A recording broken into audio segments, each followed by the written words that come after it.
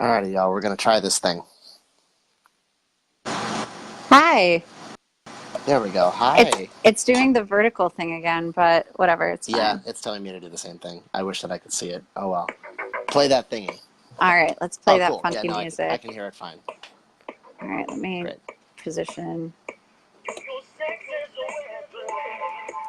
Oh, Cool. I We like got this. it. Yeah, he's very talented. Mm-hmm. Cool. Hi, everybody. We're starting up in just a couple minutes. We're just doing our We're doing settling this. in. We're doing this bi-coastal. We're doing the thing. Woo. Let's see if I can see us and share us. I really like this. Wow, this is great. He's really good. This is so weird that it's vertical. I It looks know, like a because FaceTime. yesterday it was horizontal. I like the horizontal better. All right. All right. Share on my timeline. Mm-hmm.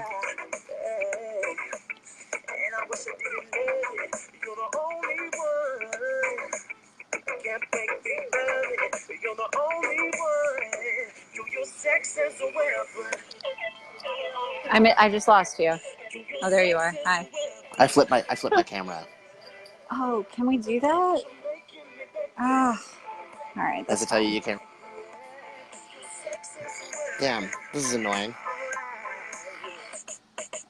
I'm wondering. That's all right. I'm okay with it. Yeah. They get to look more at you than at me, and I'm fine with that. I'm more than fine with that. Oh, I'm the hi, one starting Dad. the My dad's I'm the one watching. starting the thing anyways. So Right. ah. It's fine.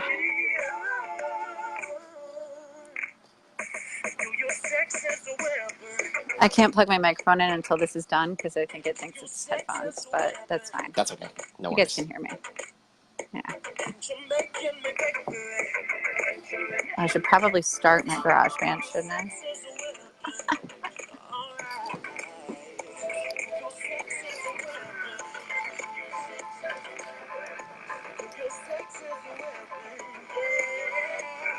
Boy. All right. We've got 30 seconds. Do you have the run sheet up? Yep. Oh, sweet.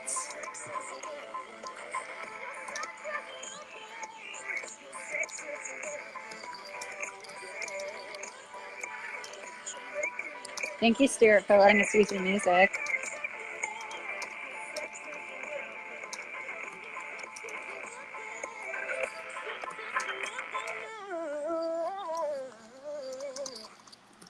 All right. All right, here we go. Hi, everybody.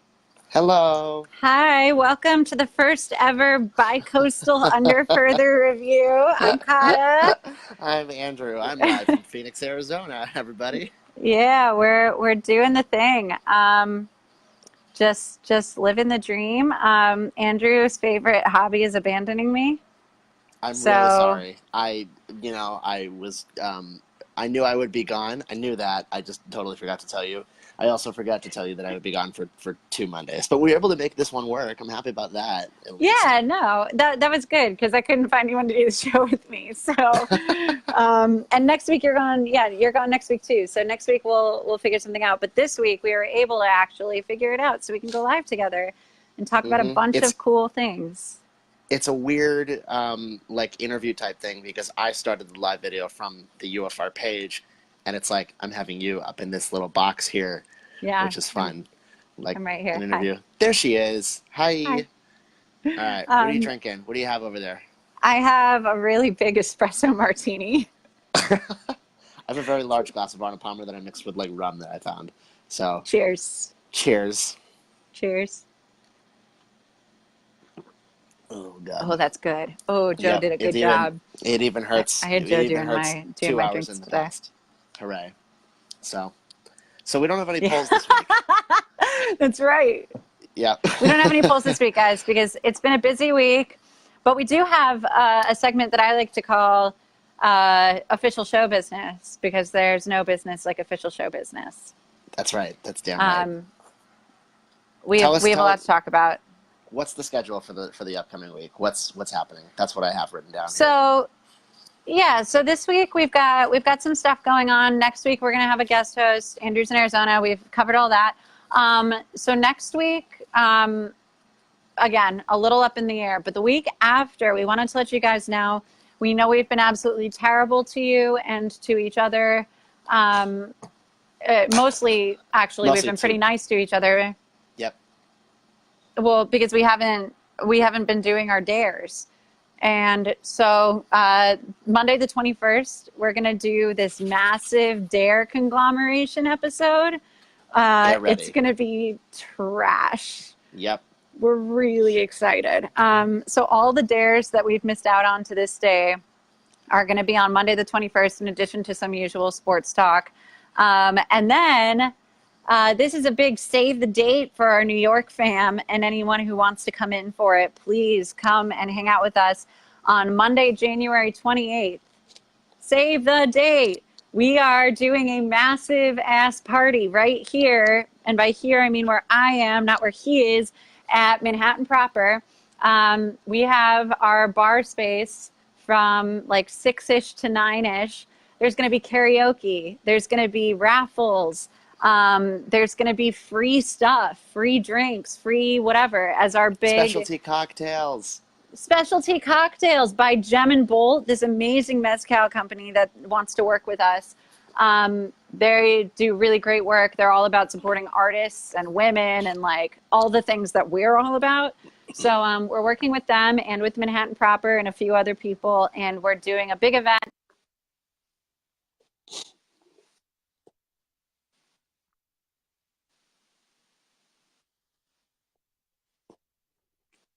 Please come. It's gonna be a lot of fun. We're gonna promote the crap out of this thing. Monday the 28th, last Monday of the month.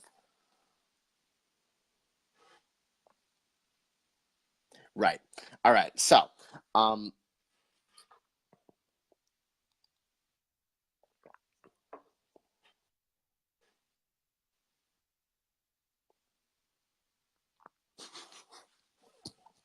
how you doing over there?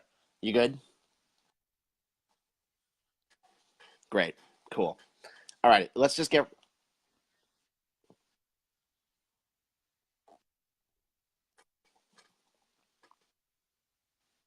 Yeah. Do we want to just hop right in? What do we think?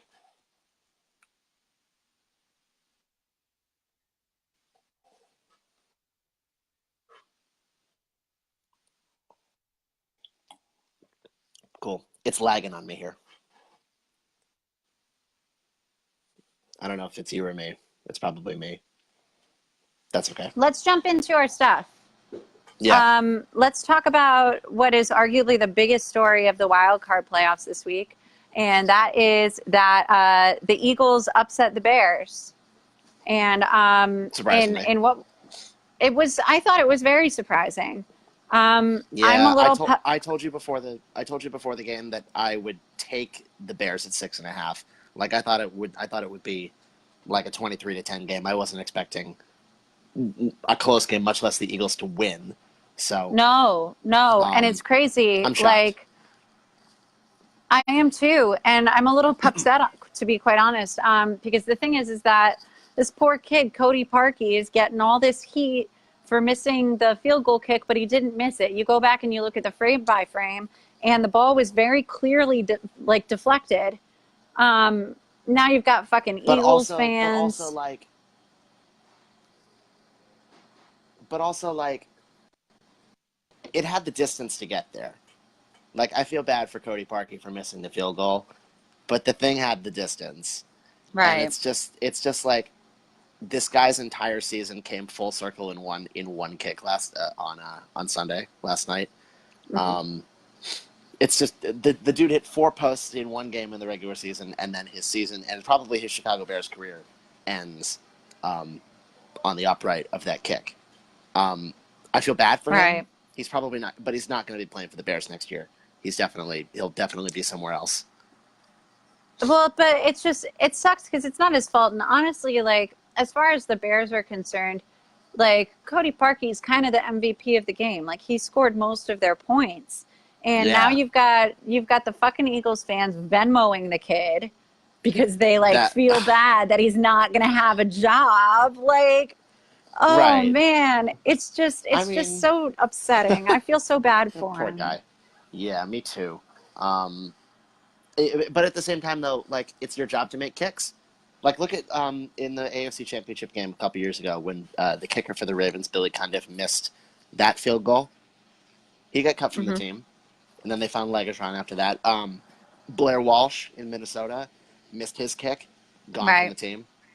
I mean, if your job is to make kicks and you don't make kicks regardless of circumstance, that's what happens. Sorry, you cost your team a win, Cody Parkey. I feel bad and everything. And yeah, it was deflected, but at the same time, it wasn't deflected enough to completely like dissuade the ball from its course. It still had the distance to get there. I thought it bounced off the upright and through on first glance. Yeah, that was what we were looking at too, and then we saw it hit the crossbar.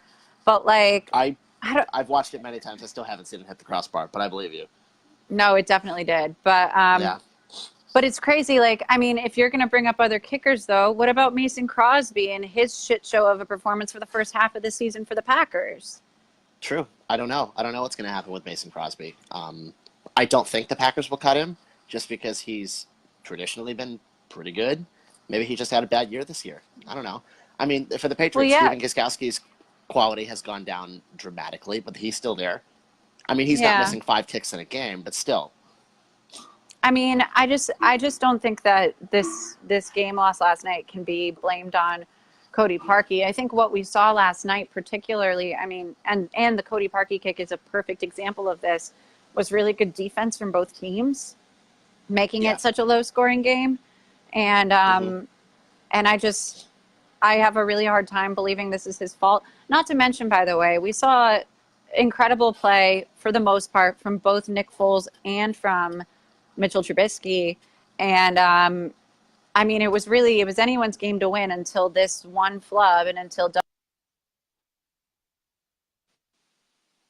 you know, because the first kick was good and then he used the timeout. And here we are with the Eagles in the playoffs once more. Right. I know you're just as unhappy about it as I am. If you go back, I am. If you go back to the last Eagles drive when they was 15-10, and the Eagles got all the way down the field, the Bears stopped them 3 times on the goal line. Like they had a chance to not even allow the touchdown to go up 16-10, and then the Bears defense, which has been so good all season long, blinked at the last possible moment, and let the Eagles score. And thank God for Tariq Cohen for being able to like get a good return on the kickoff. But I mean, there are many things that resulted in this. It didn't have to come to this. It just kind of sucks that it did, and it's all being kind of put on this one poor guy. Yeah, I know. It's really unfortunate. But I mean, I guess best wishes to Cody Parkey. He said to Diana Rossini after the game, he's like, all I really want to do right now is go hang out with my wife and my dog. And everyone's commenting like, yeah, well, you're going to have a lot of time with your wife and your dog after this. And I just feel terrible. Ugh. Sure am. There's no reason. Like, he had a bad game with the Lions, but he needs to lose his job. I don't know if you saw it. It was very good. Yeah, it was great. Well, cheers to Cody Parkey. Best to you, my bud. To that. Cheers to you, sir. Mm-hmm. Another thing next, that happened. The Chargers defeated the Ravens in a game that actually like became close. They beat them 23-16. The Ravens were down by a lot, and then all of a sudden it's a 14-point game, and now it's a 7-point game. There was talk that the Ravens were doing so badly that they would bring in Joe Flacco. Do we think that John Harbaugh did the right thing by sticking with Lamar Jackson in that game? How do you feel about it?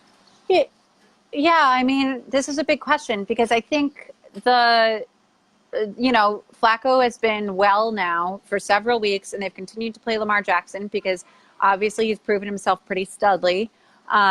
Great for him, but like maybe I mean, look, I'm a firm believer that unless you are willing to give up a game, which obviously in the wild card you're not really willing to do if you're like a sensible team and you're not down by like 30 plus points, you don't change your starting lineup. Like it's just something you don't do. It's the difference between like if you're up 30 points and you want to put the rookie in, or if you're down 30 points and you want to like put the rookie in or whatever, that's one thing. But when the game is not like a literal 30-point differential, I don't think you change your starting lineup. No matter how bad Lamar Jackson was yesterday for most of the game up until the fourth quarter, I don't think it would have been a good idea to play Flacco. True. My counter argument to this is what about, I mean, I know it was in because of an injury, but I know it's college, but look at like Tua for Alabama, for example. During the national championship game last year, the quarterback Hurts went down, and then Tua came back and dominated and led the team to victory. Sometimes, I mean, with Joe Flacco, you know what you're going to get, but I'm just saying, with Tua, you really didn't. You never know what could happen in that situation. The backup could come in and have a huge game. But I think that Harbaugh was right to stick with the hot hand. And I mean, if he had let them back from that deficit, like he had under a minute, but it was a reasonable length of field to go. If he had pulled it out, we wouldn't be having this conversation, honestly. Right. I 100% agree. But and he did a lot. I mean, Lamar led them back quite a bit in the fourth quarter. But I don't know what happened in between. I don't know whether it was just locker room talk during halftime or what. But like that fourth quarter was a strong quarter for Lamar Jackson, and particularly Agreed. going up against the Eagles. Real good in the fourth quarter. Too little, too late though. Exactly. And the Eagles defense proved themselves to be kind of underrated. Like they were pretty good. Obviously we look at that and sorry, did I say the Eagles defense? Yep. I'm losing my mind. It's fine. Anyways, we were looking at the Chargers defense, and they were actually pretty good. And I think they made the right decision to stick with him. It really sucks that they couldn't pull one out, but it's all right because honestly, I do think that the Chargers are a more competitive team. And now for the week ahead, if I'm going to segue, we're looking at a much more competitive matchups. That segue. This is a very there you go. This is a very intriguing matchup, I think, Chargers-Patriots. I said last week that the Chargers are like subtly really good, and I think a lot of people are overlooking them because you've got you've got Houston, who's been the third seed. We know they're really good. We've got the Colts and Andrew Luck, who's the comeback player of the year this year. And we've got Lamar Jackson and the Ravens, whose defense is really good. But I feel like no one's talking about the Chargers. Hi, Paul. Right. Hi, Paul. Yeah, no one's talking about the big will be. Because I'm to win the game. But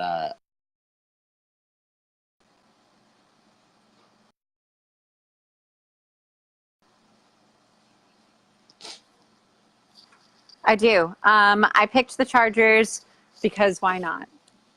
Because it'll piss you off. Because fuck you, that's why. Yeah.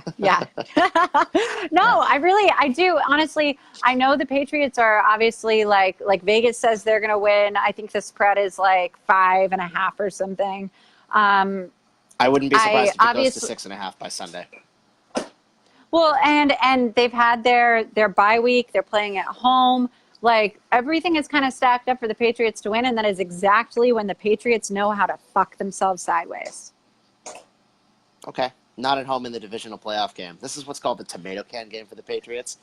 Phillip Rivers is 0-7 against the Patriots, and I don't think that this one will be any different.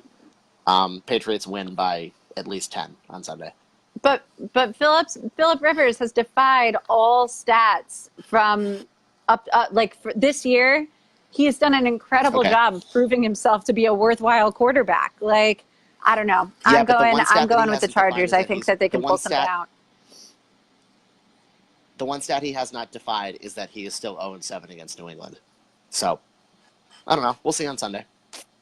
We'll see. How do you feel about this Colts Chiefs game? Next, I think this is a trap yeah, game. the next Saturday game. Yeah, Colts Interesting. Chiefs. And I can see here on our run sheet that you have picked the Colts, and I would like to know why. I did. I think it's a trap game for Kansas City.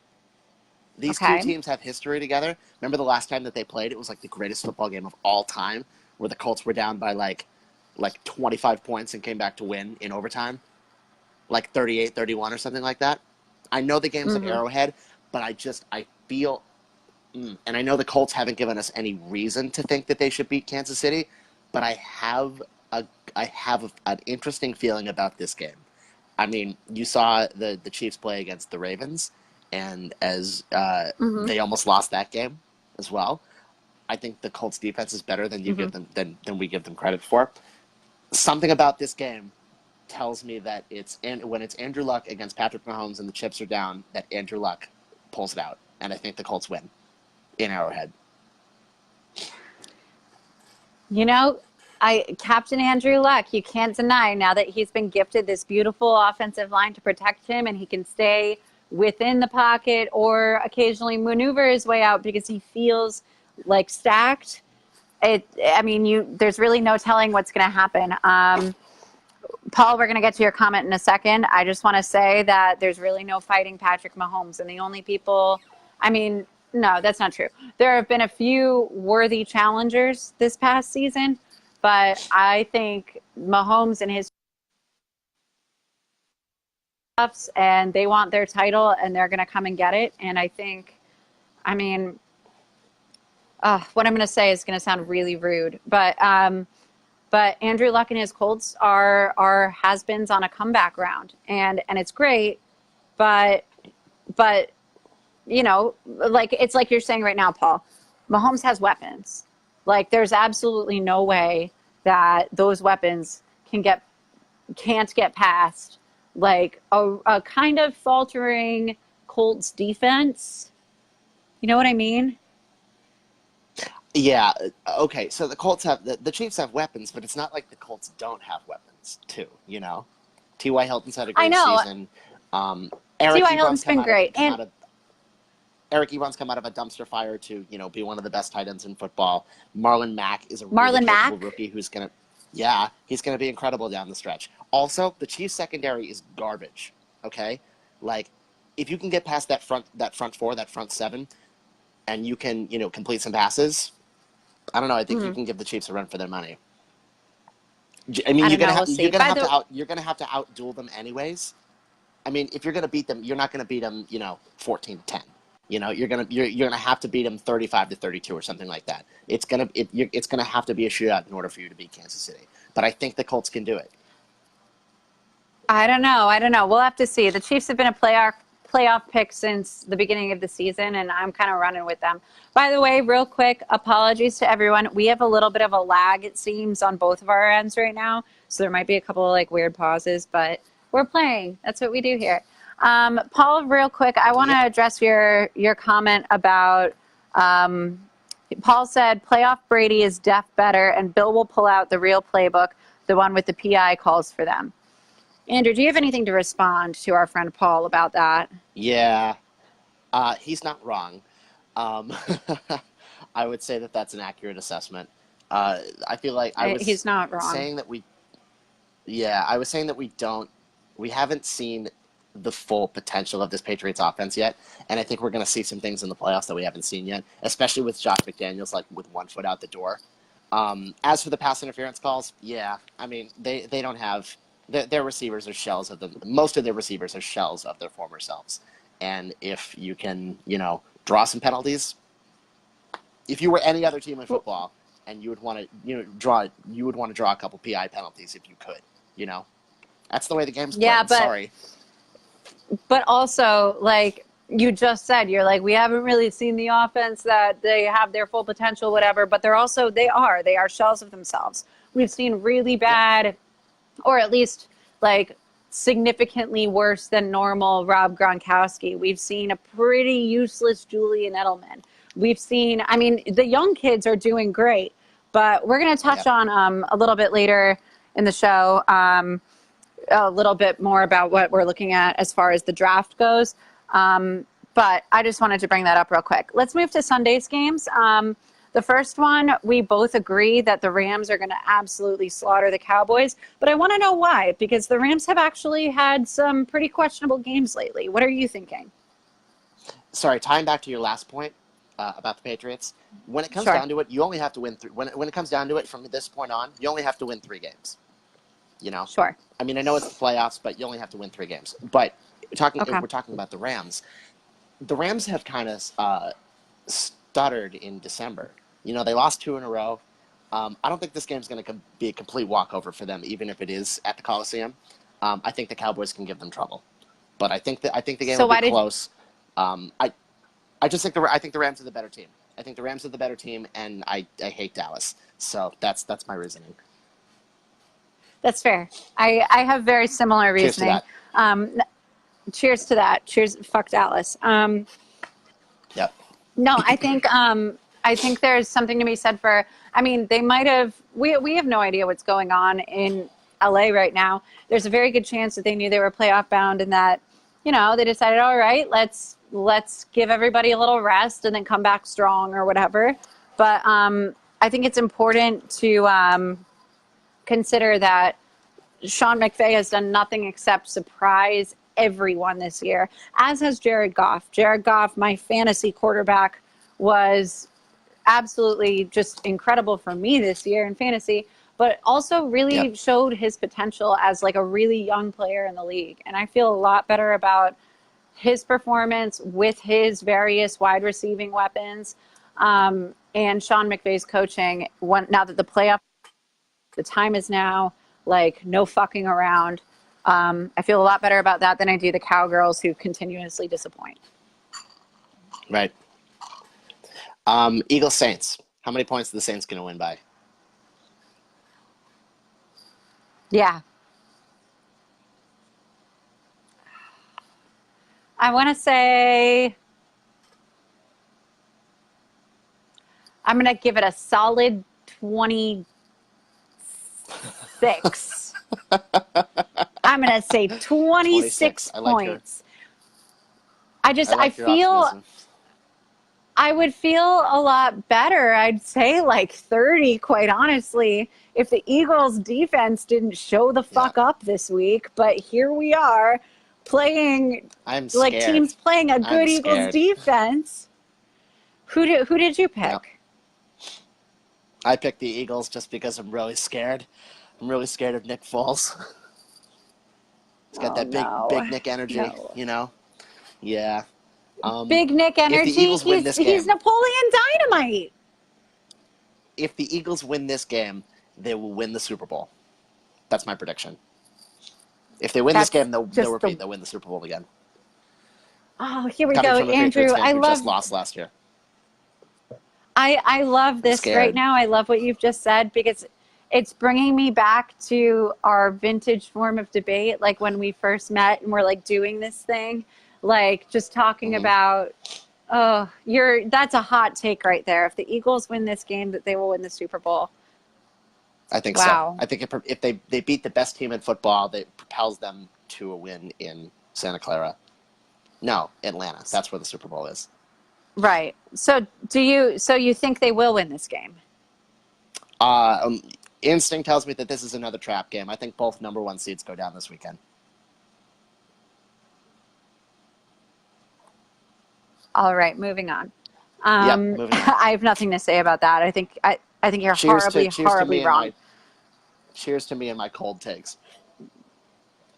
That was pretty hot, I gotta tell you. Thanks. Appreciate it. And by hot, I mean like it was a hot take, like not sexy. All right, let's move on. Oh. All right. Let's talk real quick. While we're talking about football and these dynamic quarterbacks, I want to know who which teams have the best 5 quarterbacks this year. Or, I mean, wait, hang on. Phrasing. Which teams have the best quarterbacks, top 5. And Okay. just because now we're talking about all these different quarterbacks. No, you can go first. But we're talking about all these different quarterbacks and all these like different stats and blah blah blah. And now we're in this playoff season and teams should be winning that aren't winning and blah blah blah. And I just want to know your thoughts. Let's go with you first. All right. So my top 5 are Patrick Mahomes first. The dude had 50 touchdown passes. He had 417 fantasy points, which is like 40 more than the next guy. I think he is the top quarterback from this year. Second is Drew Brees, just because the Saints have been unstoppable this season. They found their groove. They ended up at 13-3. Fuck you, Chelsea. Number 3, I have Jared Goff, just because the Rams have I have Jared Goff at number 3. I think the Rams have been, despite all the injuries, the fact that they were able to finish at 13-3 is an accomplishment. Number 4 is Phillip Rivers. You've seen what the Chargers have been able to do. They're probably the most under the radar team of the playoff teams that are left. And in 5th, I have Ben Roethlisberger. Actually, despite the shortcomings of the Steelers, and I've seen this more in fantasy than anything else, he has put that team on his back time and time again. So I know quarterbacks like Andrew Luck have had great seasons. I think you're wrong to mention Nick Foles in your honor as an honorable mention. I mean, hey, let me get there. Okay, go ahead. Yeah, go ahead. Who are your top 5? All right. My number 1 is Drew Brees. I think he's done. I think he's the most underrated. I mean, not so much anymore in the last couple of weeks, but he was the most underrated quarterback in the NFL, consistently performing well. Suddenly has like a slew of men to throw and hand and whatever the ball to. Like Brees has done a remarkable job, and I would love to see Drew Brees in the Super Bowl. I have Mahomes as my 2, so our 1 and 2 are switched for the same reasons that you do. Mahomes has absolutely been a superstar child quarterback. I'll stop at my number 3 because Jared Goff is your number 3, and he didn't even make my list. That was a rough decision for me because he did a lot for me in fantasy, and I think he has the makings of an elite quarterback, but I just don't think that when you look at, I think you can credit a lot of what he has done to what he's doing on the team as a whole. And I don't think it's just him. I don't think you can blame the Rams' success on Jared Goff. So my number 3 is Andrew Luck, who has come back, used the weapons to his advantage as opposed to just the teams. And he's been amazing. Number 4, we have the same one, Phillip Rivers, same reasons. And my number 5 is Mitchell Trubisky, who just keeps fighting. We saw him even yesterday. We saw him limping off the field after he ran a ball, which is what Mitchell Trubisky does. He runs the ball because he is a very mobile quarterback, which the league doesn't often see. But that in conversation with the Chicago Bears defense, which we know is absolutely fire, makes, I think, Mitchell Trubisky in the top 5 quarterbacks of this year. We're talking this year. And my honorable mention is Nick Foles because he's amazing. But the one thing that I just want to say before we continue this conversation is that the reason I posed this question is that when I posed the question, and I posed it because I don't think Tom Brady or Aaron Rodgers, who are the 2 quarterbacks in the GOAT conversation, make the list. And I didn't expect you to agree with me. Oh, no, I absolutely agree with you. I think Rodgers and Brady have had subpar seasons. 100%. Yeah. I mean, it could be that Brady's hurt and Brady doesn't have the weapons to throw to anymore, and Rodgers just had a bad year. You know? I mean, the dude's been riddled with injuries and things like that. It's been a bad year for both quarterbacks. How Aaron Rodgers ended up as a Pro Bowl selection, I have no clue. I'm sorry. Right. I don't. Honestly, I haven't even looked at the Pro Bowl. I haven't even looked at the Pro Bowl stats yet. Rodgers and Devontae Adams for Green Bay. So Adams I get, not so much Aaron Rodgers. Well, we'll see who he throws to. I guess so. My thing about Mitch Trubisky, though, is that he didn't – I mean, he was hurt It's for a Mitchell. couple of games. Mitchell, whatever. And Chase Daniel came in and won a game or two for them. Mm-hmm. Okay? Yeah. So maybe it's Okay. just a testament to how good the team is and not necessarily how good Mitchell Trubisky is. That's my only reason for not including him in my top 5. So you're essentially negating Mitchell Trubisky the same way that I negated Jared Goff. It's more about the team effort. Uh-huh. I feel you. Okay. And you can make a case for the Rams having, the team being better than, Goff the quarterback. I get that. Okay, cool. Well, then I'm glad we're on the same page. Real quick, we want to keep things current. We want to keep things real. Let's talk real quick about this national championship game tonight. Oh, do we have to? I don't really want to. Oh, all right. No, I'm kidding. Well, we don't have to. Let's go. No. I flew into Phoenix this morning, and there were a lot of Clemson fans at the airport flying to San Jose out of Phoenix. So there's a lot of orange and purple out there. Yeah. That's exciting. I mean, obviously, look, so here's the thing. I'm stacked, personally, with my history. I have a cousin who went to Bama.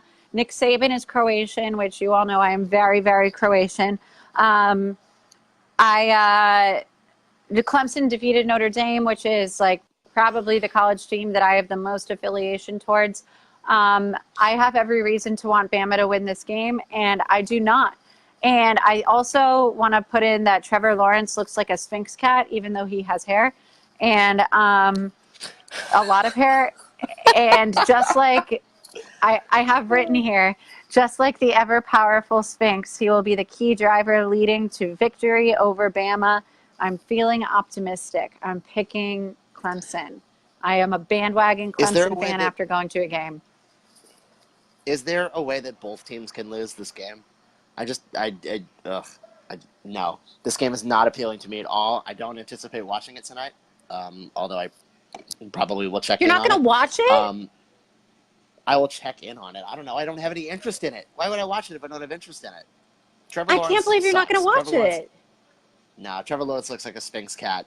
I agree. He sucks. He looks like a douchebag. He's got that face that's like. He's got a very punchable face. Very punchable. Yes. It's a very Nick Foles face, actually. Yep. They look a lot alike. I'm taking Alabama by 21. Because I said at the beginning of the year they were going to wreck everyone. There was a week where Clemson almost lost, Notre Dame almost lost, and then Alabama almost punted twice. That's how good that team is. Alabama by 1 million tonight. I'm just so disappointed. Yeah. I'm still salty over Notre Dame. I'm still salty over Notre Dame losing. I really am. I can see that. Yeah. All right. I don't want to talk about this anymore. Right. Let's move on. Thank you. Second to last topic. The last one's really short, so we'll let you guys go soon. Real quick, this topic is called What Happens in Vegas. We're going to start doing this one every week leading up to the NFL draft. I thought we should start this week after all these bowls that we watched last week. And what happens in Vegas is where we make predictions about our own teams, about other teams, whatever. Right now, almost every expert has Dwayne Haskins going to the Giants at the 8th pick or something. I don't know. Anyways, Yep. I just want to put out in the open that I don't want him. And if we take a quarterback in the first round, I'm going to be really upset. And I probably would have considered Justin Herbert if he didn't decide to defer.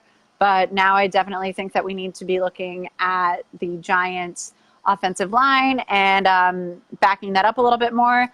I was thinking, one of the reasons I'm actually excited about the game tonight, I was looking at offensive tackle Jonah Williams from Alabama. Okay. Tell me more. I just think that maybe he'd be a really good fit on the Giants. Looking at his play and the way he protects a mobile quarterback like Tua, which we don't obviously have right now, but we will probably lean towards, after Eli is done, someone a little bit more mobile in the future. I think it'd be a good idea to scoop him up. But that's just my thoughts on the Giants draft right now, looking after bowl games, and I'm excited to see kind of what he does tonight. What do you think? How are the Um, Patriots looking draft wise? well, we need a quarterback and we need a safety. The experts have suggested Daniel Jones from Duke, which is an interesting pick. That's really all I've got for you right now. The Patriots are they're going to get some compensatory picks. They have 3 picks. They have 4 picks in the first 3 rounds, thanks to trades from Chicago and Detroit. Um, I never know how the Patriots are going to pick. I'm still baffled by the Sony Michel pick, like earlier Yeah, last year. I yeah. still don't get it. I mean, it seems to have worked out so far, but I never know how the Patriots pick in these things. But yeah, they need a quarterback. I agree with you. Daniel Jones, sure. Who knows? Who the hell knows how these picks are going to turn out? So, quarterbacks and safeties. As far as safeties go, I don't have anything for you right now. But that's what I'm looking forward to. Is which quarterback Cool. are the Patriots going to go with? Well, we just wanted to introduce the topic mostly because we are going to, I mean, what with NFL It'll get season me kind of coming talking to a about it. close. I typically don't pay that much attention to the draft because once the football season's over, we're on to the hockey playoffs and baseball and all that. So this will get me talking about the draft, and this is good that we're doing this. Yeah, yeah. I just want to start the conversation. If So anyone has any thoughts about draft picks or people, I mean, look, we all know that Andrew watches a lot of college football. I watch kind of what's interesting to me and the big games. But if there's anyone you guys think that should be on our radar, shoot us a comment, shoot us a message, let us know. We'll do our research. We want you guys to be a part of this with us as we start preparing for the new football season as the current one is coming to a close. All right. Last but not least, we've seen each other twice in the last 3 weeks, and they were both this weekend. On Friday, I was bartending here, and you came in, and I almost burst into tears because I was so happy to see you because I missed you so much. yeah, you And literally then, jumped into my arms. It was very funny. yeah, you flung me around. It was a whole big thing. And then I saw you yesterday for about 5 minutes when I was recovering from my hangover. So but I wanted to ask you just real quick, what's kind of been your jam these past few weeks since I haven't seen you? I know I started binge watching Ballers, which is essentially a big NFL commercial, but really funny and entertaining. But that's all I've done these past few weeks without you. So I've been writing a lot. I have my best of 2018 post up on my blog that went up last week. We've been busy closing down the show that I work at, the Broadway show I work at, Head Over Heels, which closed last night, and that was a really big emotional time for all of us. We were saying goodbye to a lot of people. It was very sad. It was very emotional. But yeah, I've been working so much, and I'm really happy to be on vacation right now. So that's what's yeah, been my jam. good. Well, I'm glad you're jamming, and I miss you. And I I can't miss you wait too. to, yeah, I can't wait to hang out soon, and hopefully really soon. But anyways, I think we're done here. I think so But too. thanks everyone for watching. Sorry for the disjointedness. We're going to try to get better technology the next time we do this, but this kind of worked out. This wasn't terrible. Yeah. Leave your thoughts in the comments. Give us your input. If you guys have any ideas or are technologically inclined, come find us. And Please. oh, and one more Please come and find one more us. We need thing. help. One more thing. Today we featured the music of Stuart Taylor, who's a very, very, very close friend of mine in my life. We're looking for new musicians to feature. We're tired of using the same songs and artists that everybody knows. So if you're a musician or you know musicians in local bands and you guys want your music featured on our show, shoot us a message on Twitter or Instagram or Facebook or comment or whatever. And we're going to take a listen to some new music. So it'll be good. Be very helpful. Also, don't forget, January 28th is our big event. Please Woo! come. It's going to be great. There's going to be It's specialty things. Like our page so you can get the thing. yeah. We'll give you all the details. Watchers. You. Great. We want you All right. for the Under Further Review Army. I love that. This has Hashtag been Under UFR Further Army. Review. Thank you for I'm watching, Andrew. everyone. I'm Kata. Cheers. Cheers. Hear that slurping? Oh, it's beautiful. Bye.